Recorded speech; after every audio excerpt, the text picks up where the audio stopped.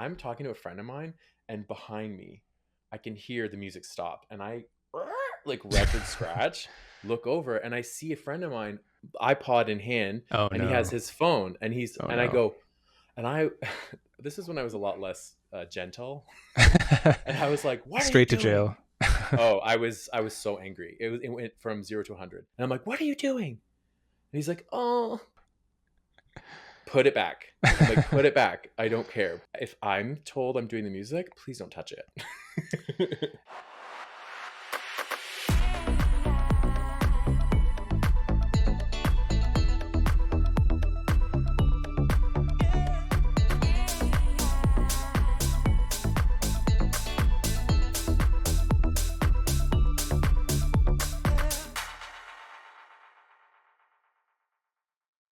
Welcome to another episode of Graphic Content, the podcast where we talk all things who, why, and what the fuck. Now, today's guest is someone very near and dear to my heart.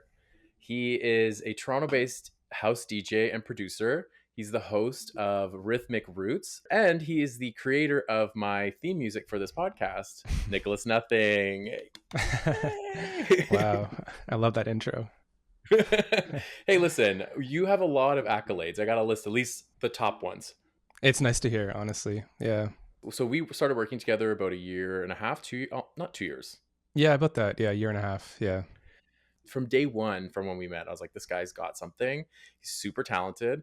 And to be able to be working together is already so special to me. So I've been blowing smoke up your ass since we met. You have. But it does feel like a really natural pairing. And I'm like so excited to be a part of this and see where this goes. So yeah, I'm happy to be here with you. I love music. It's such a part of my life. I am one of those people that it's always on in the background. I've always got something going. And to work with somebody who is in the music industry, who's creating his own lane when it comes to sound, I love it, and it's been such a special collaboration. We'll get into it, but I just I need to say that off the top. Thanks, Gio. I really appreciate that. I do want to ask you though, or like have you tell the story of how we met. Um, I think the year may have been 2018 or 2019, but I remember it was a house party. It was a friend's house party, and yeah, saw you in the room. We just started talking. I think we kind of instantly clicked. We were talking about like house music, just like our creative ventures, and yeah, you just had like a really upbeat energy to you. It was New Year's Eve 2020. Oh, it was New Year's Eve. Yes, it was 2020. I remember because we were at that condo party Mm-hmm. and you were DJing. And so I remember going, and I didn't know anyone there, and showing up, and there's a DJ in the living room. I'm obsessed with this. Like, this is to me, I felt instantly cooler. Like my street cred went up by 100%. House parties are so much better when there's a DJ. There's just a Yeah. different energy in the room. Do you get asked a lot to do house parties? Not so much anymore, but kind of in the beginning of DJing, and that's kind of how I started DJing, was playing house Mhm. parties in Guelph where I went to university. So talk to me a little bit about like how did you get into music in the first place? Well, I feel like music's always been a part of my life. Like as a kid, teenager, I remember walking downstairs from my bedroom and there's always music playing in the living room. So my parents had like classic rock, Motown, soul, jazz, classical music, just a variety of music always playing. When we had guests coming over, there was music in the room. So it's always been a part of my life. In high school, I played saxophone. I was part of a bunch of bands. And in university, I kind of on a whim just downloaded Virtual DJ, experimented with that. From there, I picked up my first Tractor controller, and I DJ'd some local like house parties in the university. Had so much fun doing that because I was kind of like, even in high school and university, I was always that person who had the playlist playing during the party. I was gathering music. I was Yeah. just like, I would like find a band, like even like back on like MySpace, when MySpace was a thing. I'd Mhm. find a band or find a new song, and I'm like, I'm so excited to play this or share it, or like peak time for the party, I know this song's gonna go off. Mhm. So that kind of, I think, naturally fed into my like interest and passion for DJing. And then from there, I started playing at clubs in Guelph because I was a promoter for events there. And then moved back to Toronto after university, played the odd party, but things really kind of picked up in 2020 during the pandemic, where I Mm-hmm. started streaming on Twitch weekly. I even started a music and art charity stream with a friend where we'd pick like local charities to support, and people would tune in for like 2 to 3 hours and donate money, and Tim would be painting while I'm DJing. I And love that. yeah, yeah, I'm actually like looking at the first painting that Tim made. It's like right behind the camera here. It felt very like meaningful and impactful, and I think like during the pandemic there was such a need to like support others, and we would just choose charities that were kind of like, I guess, needed more support during that time. Mm-hmm.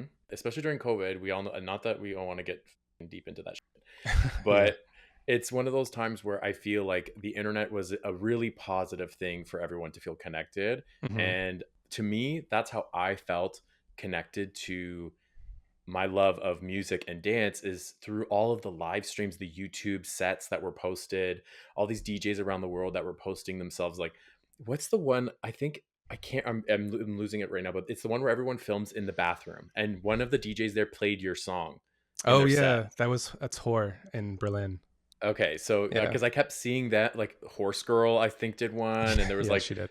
yeah, and there's so many like I love Horse Girl, like I just love her whole vibe. Anyway, I was having dance parties at my place by myself because I'm like, Hmm. this is the one thing keeping me sane. I honestly like I totally relate.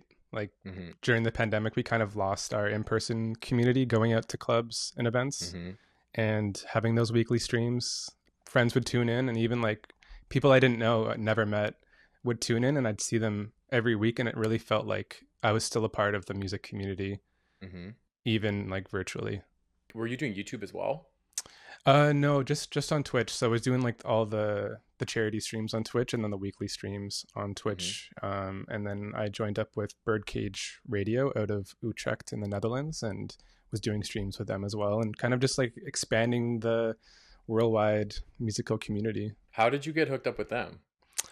I found their streams, just from watching people like raid other DJs, and I kind of just vibed with them and the DJs that they had on, and reached out to them, and then started doing like a monthly show with them for a while. I just love when the internet can connect people in a way, especially with music. I feel like in the last 15 years, you're talking about the MySpace days. I feel like back then it was, we had to, especially with like shit internet, we had to dig for music. Like, yes, there were tactile forms of music, but if we're Hmm. going, a step further into like digital, for us to get music was not easy.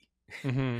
We had to dig for it. And so I feel like now, with everything being so accessible, it's so amazing to see the expansive reach that artists can have now in music, because my Spotify is crazy when it comes to the variety of music that I have and that I listen to, and all of it. If you look at my follow list, like who I follow, it's, you'd be like, this person has a few personalities, which, as a Gemini, I'll claim that. Who was your top artist, or like top artists last year?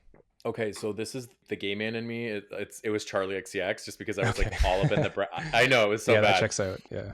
I love my pop girlies. Like, that's definitely something I can't deny as part of me. But for me, Cream was Yeah. a big one. I love them. I've seen them like 3 times now in person, and I'm just like, oh, I Oh, love cool. them. How about you? What was your like top? On Spotify, I don't listen to as much house music. I tend to listen to like house music on Bandcamp and SoundCloud. So Hmm. my top artists were like Thievery Corporation, which is more of like a fusion of all kinds of music, but more down tempo. Also, Hmm. Karangabin, which is more of like a vibey band. Bonobo, so more like alternative electronic music. I can learn so much from you when it comes to music. Like, in my mind, I think I know a lot of music and like a lot of artists, but then talking to you, I'm like, oh, I know nothing. Like, I know nothing. I think about just even in the last year and a half, since we've been interacting more through the branding and Yeah. everything, which we'll get to. Hmm. But even just like when you'll mention certain artists, and I'm like, okay, let me write that down. Let me look this up. Let me just look into this, because I'm gonna take what you say as I need to look into this. Mm. where did the desire to like explore and find so much variety in what you listen to, like where did that come from? I think it honestly came from the variety of music that I heard in my home or heard Hmm. while driving with my parents. Like there was such a variety of good music, like Eric Clapton, CCR, Tina Turner, Elton John, Vivaldi, Miles Davis. It's just, I think because there was such a variety of music that I was just interested in all these different styles. And because of that, it kind of just helped me like expand the type Hmm. of music that I'm into.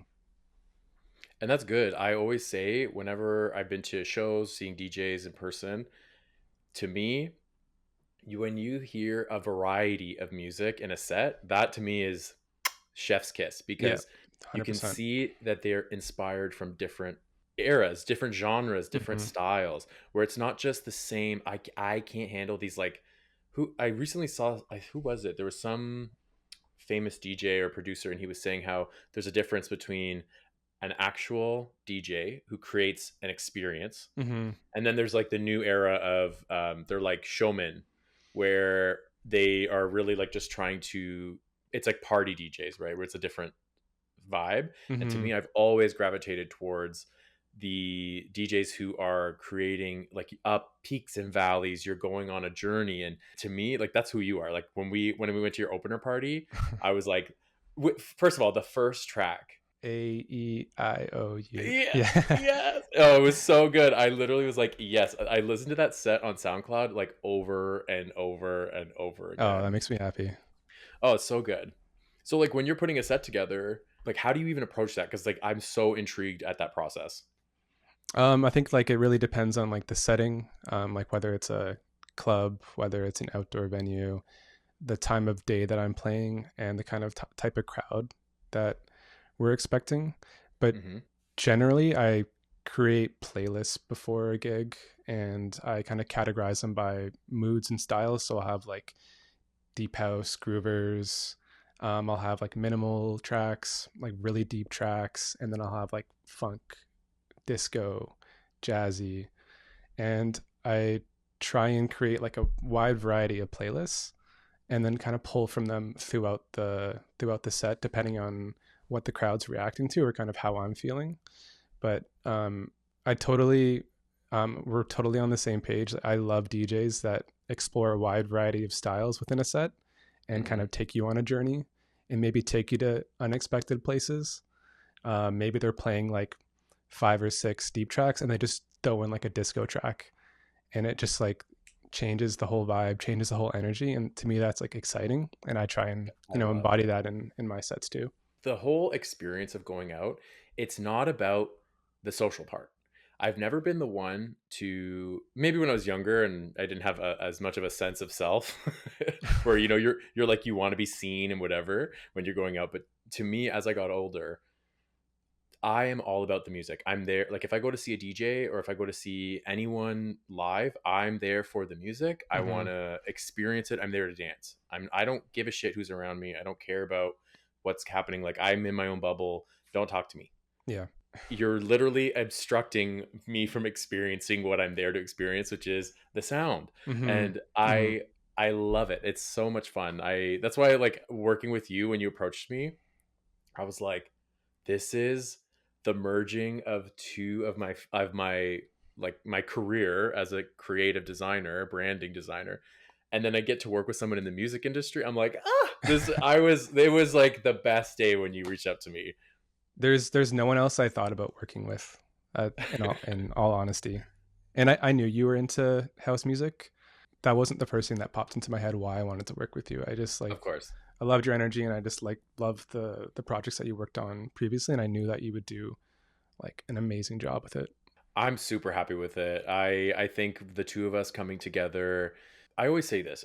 To me, I have my experience. My obviously like there's a certain level of talent Mm-hmm. and perspective that I'm bringing to the table. Of course, that's why I do what I do. But the end results of every client that I work with, the reason being is because I'm collaborating with another creative, someone else who has their perspective. They understand their side of this business, of their brand, Mm-hmm. and I can't bring that to life without them, without you in this case. And so for me, coming up with the branding for Nicholas Nothing, it was easy. It was so chill because you Mm, had a clear perspective, but you were malleable in how you would want it to go. You're like, I trust you, but this is what I'd like. And right. then for me, I was like, bring it to me. Like I'm open. And the fact that there was an incorporation of natural elements with music, it just was like a 360. It just came together so perfectly. I'm very happy with it. Yeah, it did honestly feel very effortless. And one thing that I wasn't expecting out of the process that I really enjoyed was I thought we were going to be jumping right into like logos, fonts, colors, but we spent a lot of time just like you were just asking me questions about like myself, about Hmm. the like significance behind what I do, like what's the significance of the name Nicholas Nothing, and like Hmm. what do I want to put out there as an artist. And that was actually like a really meaningful exercise for me because I don't, I mean, I think about those things sometimes, but it really forced me to like know like who am I as an artist and like what do I want to contribute, what do I want to put out there. So Hmm. I found by kind of like getting centered in that and talking about that, the whole process felt very grounded. And even like to this day, friends or people that I meet, they like tell me how great the branding is and how like how much it feels authentic to who I am. So I think that like really speaks to the quality of what you did. I appreciate it. And I always say it's like a first date, that initial call. Like I'm trying to understand who you are, what's your background, why are you doing Hmm. what you do. And some people, they don't. Like I recently had a sit down with a new client where I was going over these questions, and you could tell like I was like, why do you do what you do? And they literally said money. And I was like, okay, like Fair, yeah, that's fair. It's yeah, fair, but I think it's a different experience when, like, we have somebody, you're creating something that people are experiencing, and it's visceral to me, and you're seeing it in person. You're in the clubs, you're at the bars, you're in person seeing the immediate experience that people are having to your sound. And that yeah. to me is like, that's beyond just I'm selling a product. You know Hmm. what I mean? And so I wanted to approach this in a way, especially as someone, and I'm not trying to like, repeat myself over and over, but I really am a music head. Like Hmm. Hmm. anyone who knows me knows I was that kid at the parties that was, people would ask me, can you play your music? Yeah, they want you to plug in your like your iPod, And I and loved it. yeah, I was like, thank God, because this party sucks. So I'm gonna, at least the music's good. yeah, yeah. I'll never forget. So when I lived in Toronto, Hmm. I used to host a annual party at Christmas, and I called it Beardmas. And I had it. It ran for about 4 years before I moved back to Windsor, Hmm.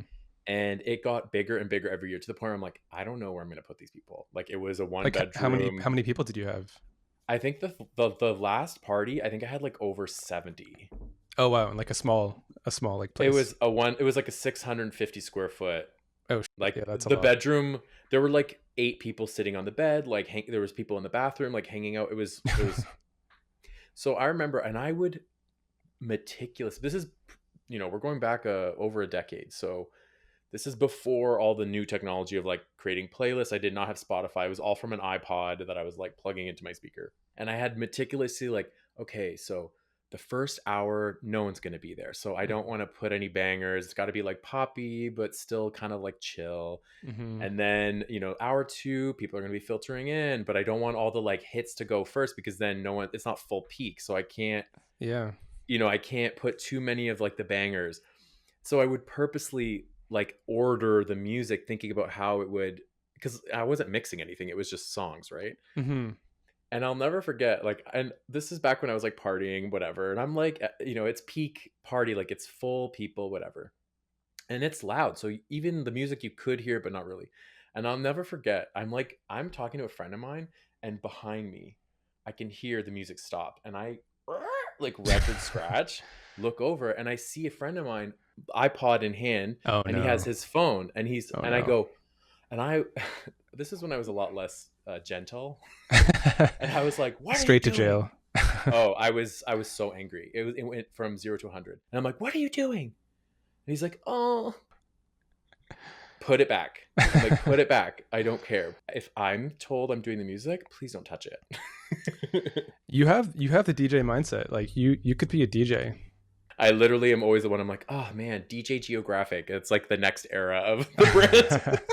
Honestly, like that's you have the mindset. And you have to be bold and you have to be like, no, this is the music we're going to listen to. This is the best vibe for the party. I'm going to curate this vibe and like people are going to enjoy it. Trust me, just trust me. Yeah. I don't take requests. Sorry. That's another great trait. Yeah. Yeah, sorry, I'm not doing it.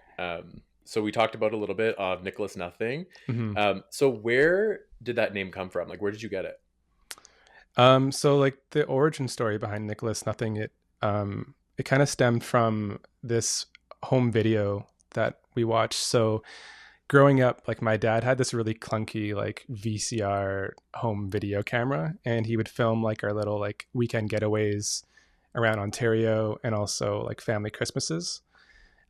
So I was about 5 or 6 years old, and we were doing a summer trip to Manitoulin Island, which is like, I guess, I don't know, 2.5 hours northwest of Toronto. And we were watching this video last Christmas as a family. So it was my mom, dad, brother, and my wife, Liz. And we were watching this video of us on Manitoulin Island. And my dad has this, like, the big VCR camera, and he's just like filming us, and he's like zooming into Hmm. me. And he's like, oh, who's this? And like, jokingly. And I'm just like, Nicholas. And he's like, Nicholas who? And I'm just like, Nicholas Nothing. Like, I'm like, oh, come on, dad, you know who I am. I And love it. we were watching that, and then my brother turned to me and he's like, Nicholas Nothing, like that should be your DJ name. And then Liz and I were like, yeah, like Nicholas Nothing, like it's catchy and it's fun, it's playful. And that was kind of the spark of the idea. When you came to me, I was like, that's at first, my first reaction, I was like, Nicholas Nothing. I'm like, it rolls off the tongue so well. Mm-hmm. I love alliteration. And so for me, anytime like I'm working on like a brand name or working with a client to figure out like how are we going to name this, if it's like a double word, I'm always like, how do maybe it's some alliteration or something that makes sense. Yeah. But when I first heard, I was like, this is perfect. And I love the double N. I think with the iconography that we created, like there's so much opportunity there. And it all came from just hanging out at Christmas. Yeah, honestly, like a few years leading up to that point, well, I went by Nick Taylor, my name before that. Hmm. Um, in the back of my mind, I was like, I always kind of wanted to have an artist name that I can pour myself into that's separate from my like regular name.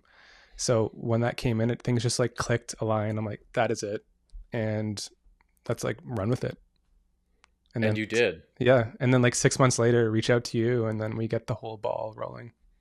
You came up with Nicholas Nothing. You had the name, and where did it go from there? Obviously, you came and reached out to me to create the branding. But what was your going into it? Like, what were you thinking that you wanted to create?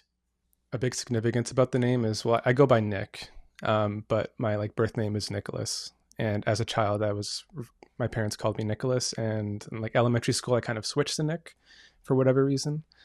But to me, I kind of really wanted to honor like the childhood version of myself, like the Mhm. playfulness, the like innocence, the creative kid in me. Because I tend to be like I'm quite a serious person at times. Like I'm very calm, but I'm serious, and sometimes I forget that like music should be fun, whether I'm making it or sharing it. And I kind of just wanted to. It's also like a reminder to myself just to be a bit more playful Mhm. and to channel that like child version of myself in my music. It's important. I think as we go through life, I feel we lose that connection to our younger selves, and that is the Mm-hmm. foundation of who we are as humans to first, and then if we are creatives, it ties into that. And I feel like, speak for myself at this point, anytime I felt lost in my career, in what I'm doing with my life or whatever, it's tough to keep the ball rolling mentally. I feel like at times when it comes to, am I on the right track, am I doing the right thing? Mm-hmm. There's so much noise outside of us that can throw us off when it Yeah. comes to day-to-day life. And the one thing that has always helped me stay on track is reconnecting with little Geo. Mm-hmm. that little kid who was, drawing in his room for hours, listening to Spice Girls, like, you know what I mean? Like drawing them in different outfits or whatever it was, like I just love that. re I know, oh, little Geo. But like connecting with that version of myself where I was like, I just loved to create visually. Like art was drawing was just like the thing that I love to do. I could lose Hmm. myself in it. And so I find that those are those moments where I can say, okay, I'm honoring this kid who literally had sketchbooks and sketchbooks. And now I'm like living a career where I'm using that, that base that of who I was then now to, work, connect with others. And that to me is like a huge, it's Totally. huge. I think it's really cool that you're kind of like doing what you did as a kid, but as a career now. I always say the one thing that I love about what I do is that I'm able to help others Hmm. reach their goals. To me, like that's like the, it wasn't the intention, to me it was like I started Geographic as a clothing company. Like that's how Oh, I it didn't know that. began. Yeah, I was doing like Shopify. I had like a whole thing because I kept being told like, oh my god, like your stuff would be so cool on clothing, which actually, it's so funny. I'm wearing this is Oh, a that's a Geographic original. yeah, the back I can't show you because I cannot move out of this spot, but Yeah, fair, fair. the back is way more graphic. But yes, this is for, I did this for Build a Dream, Oh, for cool. Dreamer Day. But anyway, um people would say like, oh, I love your stuff, would be so good on clothing. And so I started that way, and I was like, this isn't, no one's buying anything. So, and Mm, the, it's not like a very lucrative industry unless you're a major label. yeah. So then I switched to branding, and one of the instant things that I realized was I can use what I'm doing to help people achieve their dreams in their business. And so Mm. that to me was like, it felt like that. I was like, okay, there's some goodness to it. It's not just about, making money. Yeah, no, that's great. Yeah. And I think especially with you working, like I know you work with like bigger like companies, but even working with like smaller creatives or like just people who are like have passion projects, that must be really rewarding for you as well.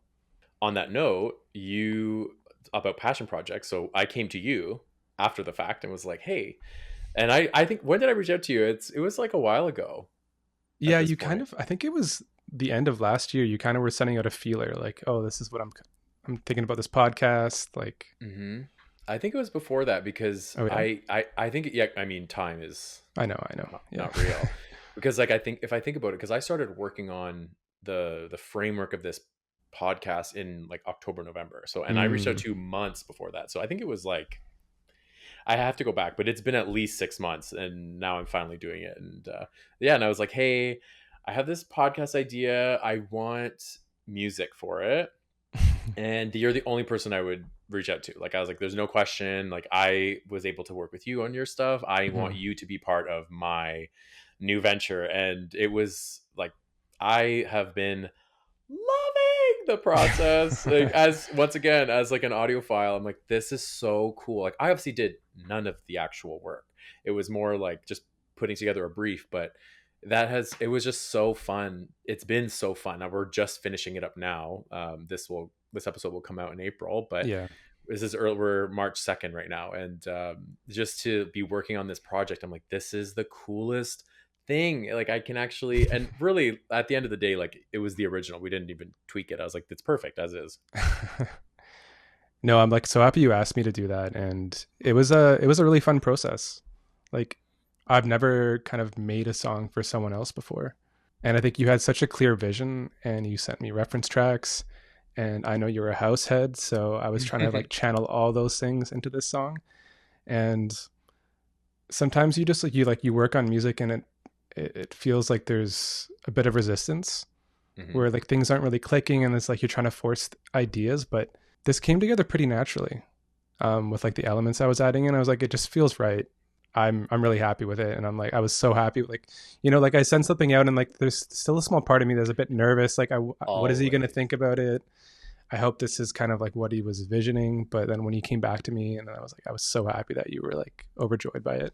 So this, you sent it on a Sunday, and I had had a couple recordings back to back. I think Hmm. was it last week or 2 weeks ago now? I think 2 weeks. 2 weeks ago. And so I had a couple of episodes I was recording. So my whole day was like podcast mode anyway. And it was in between I had like an hour break between. So I was just like, having water, like whatever. And Yeah. Tyler's in the living room. And I'm literally sitting on my phone. I go, I'm like, oh my God, Nick sent me the music. And I was so like, I didn't respond that day, but I was like, I played it from my phone. I was like, no, wait, I got to play it from my, like a better speaker, like so I can hear it. Of course, yeah. And I have this little like party speaker with like a handle that I have in the living room. It's Mm-hmm. honestly amazing. I think it's Soundcore is the brand. It's like next Mm. level. Mm-hmm. And I blasted it and I was like, yes, like it was like that. And the, okay, so would you call the vocal, like that's the hook? I would consider the vocal the hook. Yeah. So Yeah. that like, like that has been in my head since you sent me the first version of the track, which ended up being the final. I was so ecstatic because it's something that, like, it's you, obviously this is your creation, but Mm-hmm. as somebody who's, it's for this project, I'm like, this is for me. You know what I mean? This is something that this person created for me, and that feels so special. Well, thank you. Yeah, I really appreciate that. Yeah, and I feel like it's something that I feel proud to stand behind, not just as something that I created, but something for someone else, for you. Yeah, like it's honestly like I was walking to the gym earlier today, and yeah, that vocal hook was playing in my head. Sometimes like Liz, my wife, who listened to it Love and like Liz. critiqued it, it's stuck in her head too. Like she's sometimes like, like so. Yeah, that's like that's a good. I mean, that's a good sign. Yeah. That is a great sign. And so okay, so this is episode 6, so it's going to be out, and this is going to be out in the world. But as we're finalizing it, like none of my episodes have come out yet, and the music is just being finished. And so Right. for me, I'm like, it's in my head. I'm like, I'm interested to see what the reaction will be to whoever Yeah. listens to Yeah. this. I have no expectations off the jump, but I'm interested to see what the feedback will be on the song, and I'm very pumped about it. Yeah, I'm also like curious about that too, but I'm excited to see it with like the graphic visual behind it and with all Hmm. the episodes and I'll like show it to you after this. okay, cool.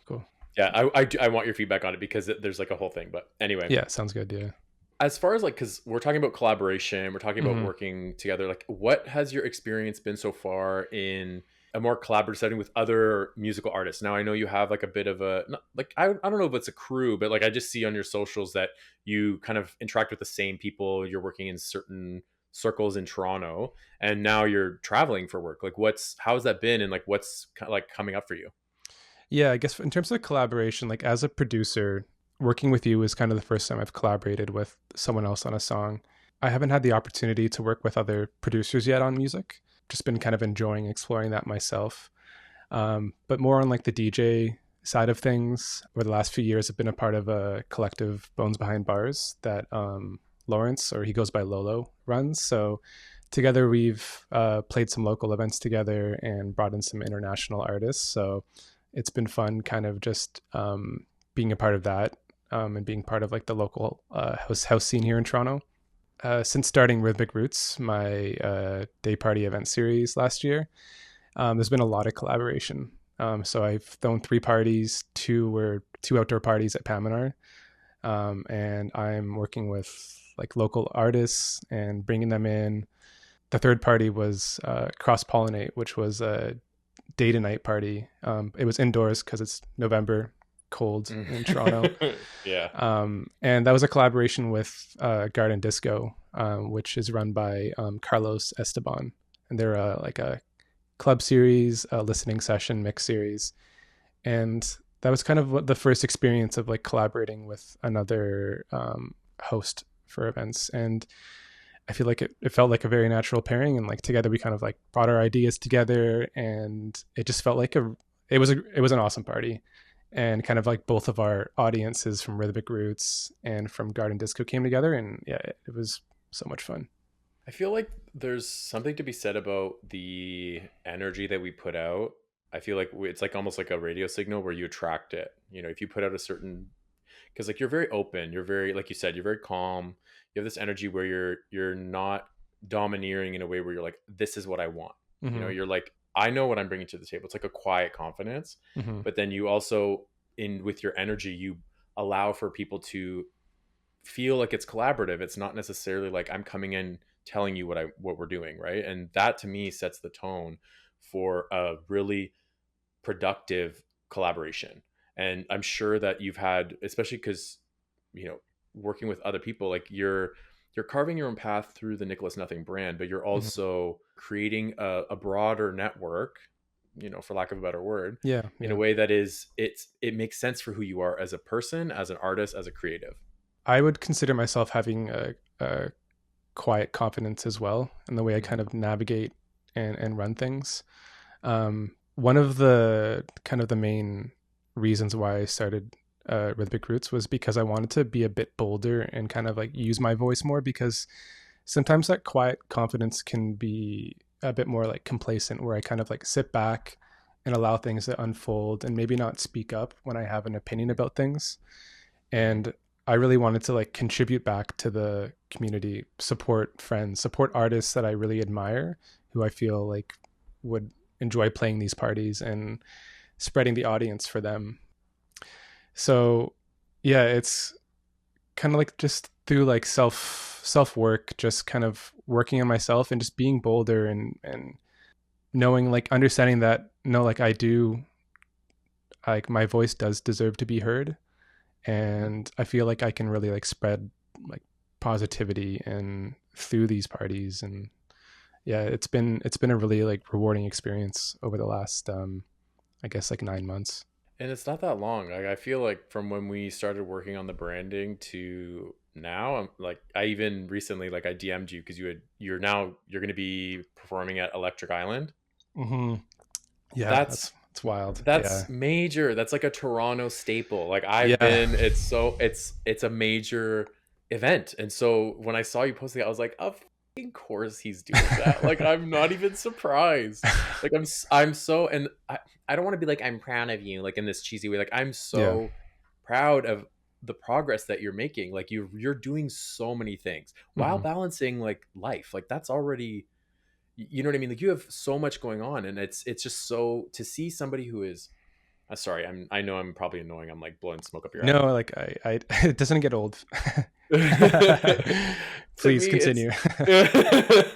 it's like it's so nice to see somebody who is like a kind soul, who has talent, is doing something, and is making a mark in this crazy world that is so inundated with negativity and awful like we're just it's we are being told to be in fear all the time, and to see somebody who's putting good energy, good music out into the world, and is creating a community through Rhythmic Roots, the party, through the Nicholas Nothing brand, like to me that is good that gives me hope. I know it's like it's a small thing in the world, but bringing people together to dance, to have a good time, Hmm. and in an environment that is positive. You know, it's like I know there's all a value for all types of parties, but to me, I don't know, I'm like, yes, like the good guys are winning. Oh, I really appreciate you saying that. Honestly, playing Electric Island in May, it's an honor. I've been the first time I went to Electric Island was in 2014, back when it was Hmm. on the island. On I think it was Hanlan's Point. We would have crossed paths. Oh my god. Yeah, I think it was the Jamie XX Tale of Us Hmm. party, and I That was remember there. I remember it started like raining during Tale of Us's set, and it was just like one of those like magical moments you have on the dance floor, where like everyone's just locked in, it's raining, and the music's just like really setting the vibe. 100. And since then, I've like there's been so many great parties, and it's been like yeah, like a staple for my Hmm. summers, and like friends getting together and seeing some of my favorite international artists play. So yeah, it's surreal, but I feel very deserving of it, and yeah, 100%. very like super appreciative that I've been asked to be a part of it. Like yes, we can go into things and say like, you know, I deserve this, but in a way that is like I have put in the work. Like Hmm. I for me, I have this, and I'm slowly, you know, starting to rid myself of this narrative of I'm not, I you know, I don't deserve it. I'm not good enough. Like that whole bullshit. And I'm like, bitch, no. You've been hustling for 15 plus years. Yeah. Like if something good comes your way, be thankful, be grace, take it with grace, work hard, but just know that you have put in the work to get to that point. Hmm. And I see the same for you. It's so exciting to see that. And going into it, so that's a few months away. Are you feeling it? Like, what's the energy you're feeling around it? As soon as I found out, I already started like I created a Yes, playlist, and I'm like I love it. I'm pouring music into there. I'm like, oh, this song will go off. Like, what kind of vibe am I thinking? I'm playing back to back with my friend Chloe J, and I think we're really gonna vibe well together. So I'm trying to think like, oh, what would Chloe want to play? We're playing 5 to 7 p.m. So it's the second set of the part, and like people are going to be showing up. It's a festival set. It's the first party of the summer. People are excited. Summer's coming. So it's like, what kind of When is like, it? it's May 18th. I was gonna say, I'm like, I might have to come up to Toronto for that. Your number one fan. Yeah, that would be awesome. Yeah. In the front, just me. That's so exciting. Yeah. No, it's, and honestly, I think one of the most like, kind of like going back to the last thing you were talking about, one of the most rewarding things about this whole journey is that I feel like I've really stayed true to myself, to the style of music that I like, the style of music that I want to play. Everything just feels very grounded in what I'm doing. I'm not like hopping on trends. I'm not hopping on things that may give me, like more opportunities. It's this is the music that I want to create, the music that I want to share and put out there. And I'm just like so happy that it's resonating with other people. That's the way most of us should approach our creative ventures. You know what I mean? Like, to me, be honest with yourself. Who are you? What are you about? And this week, once again, like, we talked about like the outside noises, Hmm. the outside noise, or it's like, should I be doing this? I should be doing that. And to me, I'm like, if it feels right and it's not what you're being told to do it. There's so many like influencers or people online who are like, you shouldn't be just a designer. You should look at it as a business and this and this, which I agree. There's validity to that. Yeah. I have to have some business mind for me to continue to do this for the rest of my life. Hmm. But I'm not going to do something that doesn't feel authentic to me, because then I don't think the results that I'm looking for that feel good to me are not going to be the ones that happen. Yeah. Yeah, totally. It's not sustainable if you're not doing it for yourself first. No, not at all. Yeah. I know this is a lame question, but I genuinely am curious. Like, where do you see the next few years for you? Like, what do you envision for yourself that it makes sense for you? In terms of producing, I'm hoping on having my music signed by some labels outside of Toronto, labels in like house music hubs like New York, Chicago, and even overseas in Europe in like Amsterdam, Berlin. So I want to spread my music further and have that signed by international labels. I see the Rhythmic Roots Party series still going strong. Eventually booking international artists, whether they're from the States or overseas, Europe, other countries. So I see that growing. I think just continuing to grow as an artist, expanding the style of music I'm into, just creating for the love of it. And hopefully that means opportunities to go on tour outside of Toronto, because I love traveling, and wherever I travel to, I try and find gigs. But I'm hoping it could even be the other way around, where I travel because I've been booked to play shows in another country. And you're setting the ground for that. I mean, you've already been traveling. Like, where have you Yeah. performed? I feel like I saw videos of you at Burning Man. Yeah, I played at Burning Man a number of times, which was awesome at a bunch of different camps. In Indonesia, I played in Bali and also a small island, Gili Air, which has this amazing collective, the Hangovers, which like they're building an incredible community there. And that was it was a beach party. I played at night. It was one of the most fun times I've had playing. I've So also played in fun. Sweden like years ago where I did an exchange, and I'm going to be traveling to Sri Lanka this April, and I'm playing a gig there. Actually, I think the day this podcast comes out is when I'm playing the show at the doctor's house in Sri Lanka. I So just got chills. yeah, so that'll be my first, I guess like my first international show as Nicholas Nothing, and it's gonna be, I think it's a 5 hour set, at this like really cool beach club in the southern part of Sri Lanka, which I'm excited about. That is so cool. I am so happy for you. That's going to be amazing. It's just at the party. There's no like live stream or anything like that.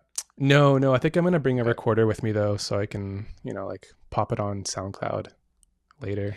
I only ask because I'm like, if this is coming out the same day, and people can go check it out today, like Oh, I true. want to direct them to it. But if they can't, just go to his SoundCloud, go to everything, all the Spotify, all of the Bandcamp. Yeah, I'm there. I'm there. I'm your hype man. Yeah. It's so exciting too because I feel like the more you're traveling more, you're going to be getting your name out there more. That'll usher in opportunity for us to continue to work together in a way where like brand expansion and all Hmm. the opportunities, like already we've been doing, like we're starting to do apparel now and we're moving into, to me, that is the Yeah. shit that I love, is that I get to do the fun stuff like branding. I love branding, don't get me wrong, Hmm. it's my main thing, but to be able to work on more, to create a full 360 experience when it comes to the Nicholas Nothing brand, like I'm pumped. I love that I'm along for the ride, and I'm excited for you, I'm excited for us, and all the things that we get to create together. Yeah, I'm excited to keep working together, and yeah, we have the merch coming up, maybe a website soon. I mean, I don't know. Hmm. There's a lot of things kind of in the docket, but One thing at a time. yeah, yeah, It'll all get there as it's meant to, just keep booking those gigs, which you are, so. yeah. No, for sure, for sure. I put in so much energy into that, and it's nice that those opportunities are coming. Because you're in the right lane. Yeah, no, totally. I think like what you put in, you get out, and I think that's showing through the music and the opportunities that I've 100%. been able to get. So I want to ask you, I've been listening to podcasts. I love when they have like a recurring question, and I was thinking, what's something that I can ask every guest that I have that's like Hmm. makes sense for what I do, what this podcast is about, blah, blah, blah. And so in your life, and this can be personal, professional, like it doesn't have to be anything in particular, but what would you say is the most on brand thing that you've ever done? The most on brand thing that I've ever done. Yes. What are some like examples that you've heard from other Oh, people? it's come across the board. Like, and also, this is the reaction every time. Everyone's like, there's always like this long pause. Everyone's like, I don't know how to answer that. And I'm like, Yeah, yeah. now I'm starting to think, do I tell them ahead of time? Like, do I give them the heads up? Like, I don't know, but like, I wouldn't overthink it. Like, Hmm.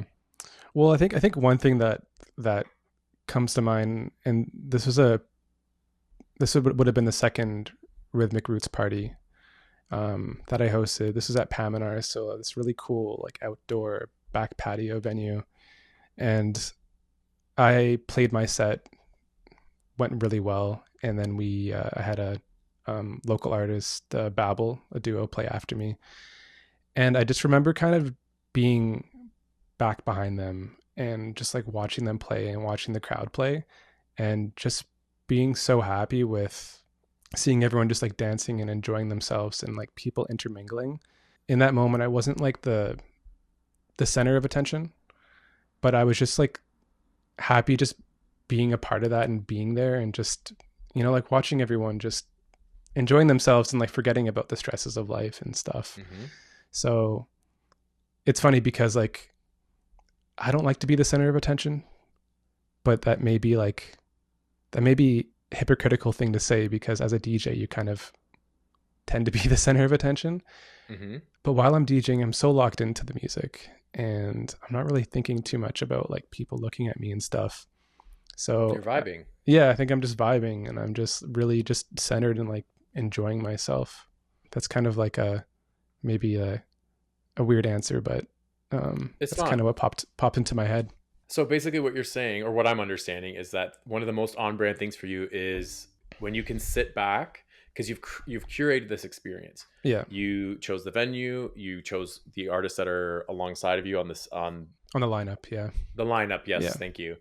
You've chosen the artists on the lineup, and it's your party. You've created a brand around it, and the brand is not just the visual. Like your brand is every time you play, that's part of your brand. Every time someone experiences Nicholas Nothing, whether it's in person, online, through clothing, any touch point with a customer, not to get too in the reads of that side of things, but that's just what it is. hmm, That is your brand. And so for me, looking at it, I think you've chosen the perfect place. I've never been there, but just from the videos that I see, it's like the perfect spot for all of the things that we have touched on that we Yeah. wanted Nicholas Nothing to be about.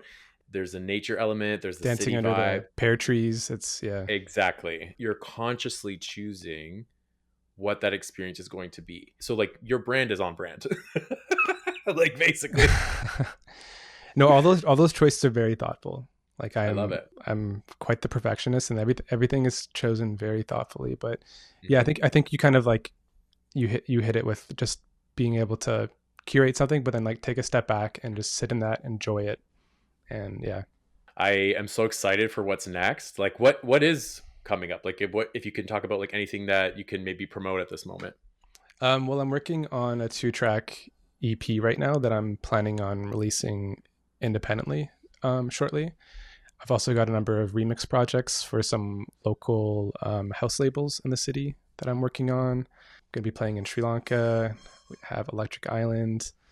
The next Cross Pollinate party with Garden Disco is coming up, and that's going to be on May 31st. So that's a day to night party. This time we're hosting it at Rhythm, which is an amazing event, a record shop studio space run by my friend Chloe J, who I'm also Hmm. playing Electric Island with. Hmm.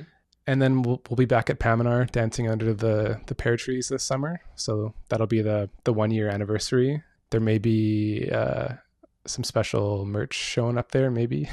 Yeah, I can't wait. So yeah, that's kind of what's coming up over the next few months. So a lot of exciting like music and DJ projects. And this is all in Toronto. Yeah, all in Toronto. Yeah, yeah. So please come out. It's a great time. It's a really positive community.